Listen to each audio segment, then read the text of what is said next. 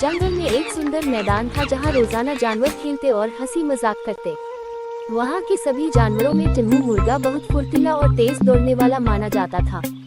हर दिन टिम्मू सबको चिढ़ाता, मैं हूँ जंगल का सबसे तेज, कोई भी मुझसे दौड़ में जीत नहीं सकता।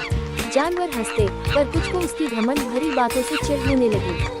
एक दिन कोको कछुआ, जो बहुत शांत स्वभाव का था, बोला, टिम्मू भाई, अगर आपको मंजूर हो तो मैं आपसे दौड़ लगाना चाहता हूँ।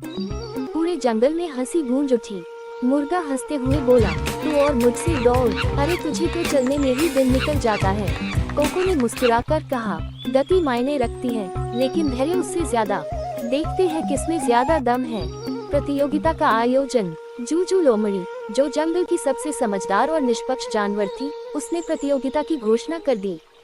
कल सुबह सूरज निकलते ही दौड़ शुरू होगी, मैदान से लेकर आम के पेड़ तक। जो पहले पहुंचेगा वही विजेता। सब जानवर उत्साहित हो गए। बंदर भैया ने ढोल बजाया, बिल्ली मासी ने नींबू पानी तैयार किया और भालू दादा ने रेस का नक्शा बनाया। योजक चिन्ह, योजक चिन्ह, योजक चिन्ह। सूर्योदय दौड़ का दिन। सुबह सुबह पूरा जंगल मैदान में इकट्ठा हो गया। टिम्मू ने अपने पंजों में स्पोर्ट्स शूज पहन रखे थे और मूंछों को ताव देकर बोला, तैयार हो जाओ हार के लिए कोको। कोको बस मुस्कुराया और अपनी धीमी चाल में खड़ा हो गया। 3.2.1 शुरू। जूजू लोमड़ी ने झंडी दिखाई। दौड़ की शुरुआत। टिम्मू ने बिजली की रफ्तार से दौड़ लगाई। वो कुछ ही मिनटों में आधा रास्ता पार कर चुका था। पीछे मुड़कर देखा तो कोको बहुत पीछे था।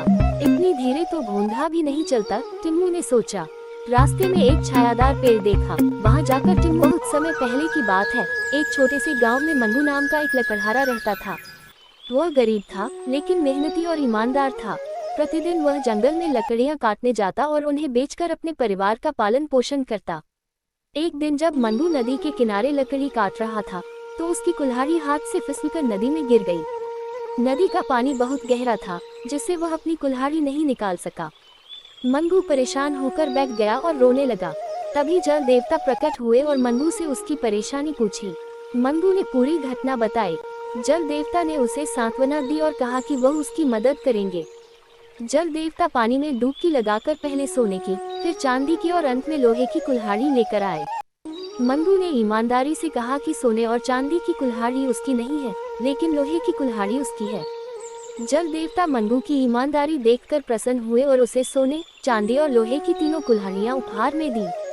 मंगू खुशी खुशी अपने घर लौट आया और अपने परिवार के साथ सुखी जीवन बिताया।